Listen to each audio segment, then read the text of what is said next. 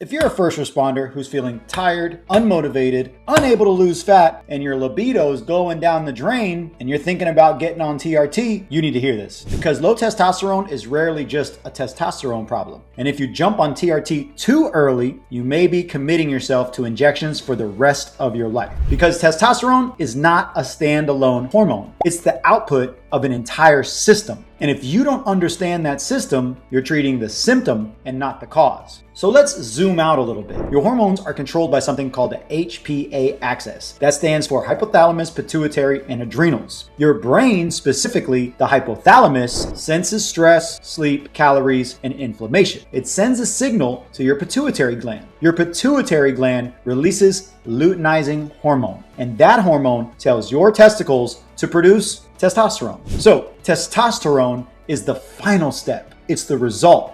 It's not the commander. Your brain is. Now here's what happens when you inject testosterone. And believe me, I did it for 5 years. Your blood levels go up. Your brain sees that and it says, we got enough, shut it down. So it reduces luteinizing hormone. Your natural production plummets. And over time, it can suppress your entire axis. That's why so many men who start TRT young end up needing it forever. Because once the axis is suppressed for long enough, it doesn't always fully recover. Now let's go deeper. Testosterone doesn't just appear out of nowhere. It starts with cholesterol, and that converts to pregnenolone, then into DHEA, then into testosterone. But here's the important part. That's the same pathway that also produces cortisol, the stress hormone. So if you're a firefighter who's chronically stressed like all of us, sleep deprived, overtrained, eating processed food, your body may prioritize cortisol over testosterone because survival beats reproduction every single time. Cortisol and testosterone compete. High cortisol suppresses luteinizing hormone. It lowers testosterone production and increases, guess what?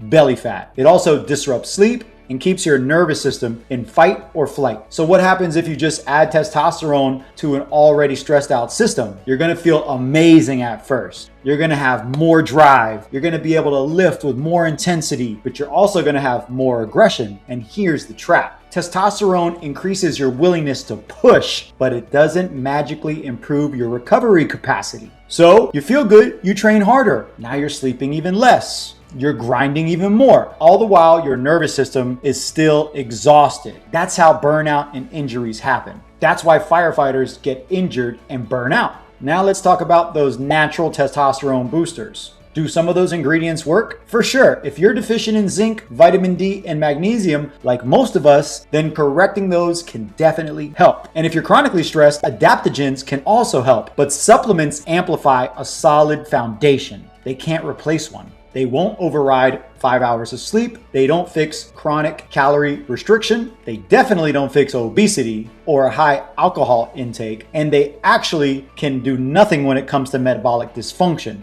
There's no capsule in the world that beats a healthy lifestyle. So what actually raises testosterone naturally? Well, you guessed it, optimizing your sleep off shift. Because deep sleep is when testosterone pulses, and that's when body fat reduces. Because excess visceral fat increases conversion of testosterone to estrogen.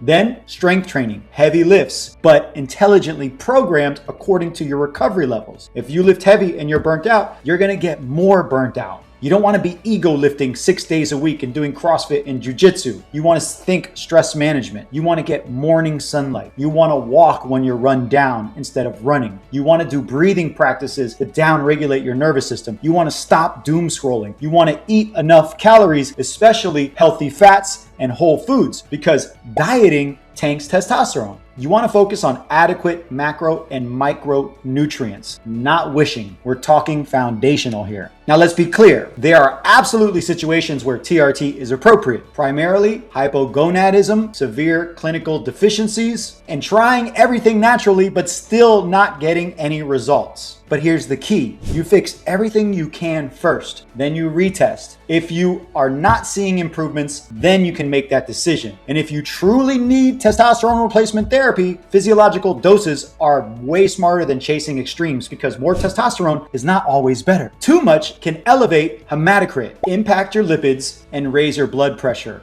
and increase the likelihood that you push when you should be recovering. You see, hormones are levers. They're not cheat codes. Low testosterone is a signal. It's your body saying, I'm stressed, I'm under-recovered, I'm inflamed, and I'm overloaded. And if you silence that signal without fixing the environment, you don't fix the system, you override it. So before you start injecting for life and shut down your natural production, I want you to ask yourself this question. Have I really worked on improving my sleep off shift? Have I really every day reduced my stress? Have I cleaned up my nutrition so that I'm getting macro and micronutrients? And am I training intelligently so that I can build my hormones and reduce my body fat? Because if you haven't done all those things, TRT is not the right treatment. It's more of an avoidance of doing what you need to do. And in my next video, I'll show you exactly how to structure your week to maximize testosterone without burning yourself into the ground.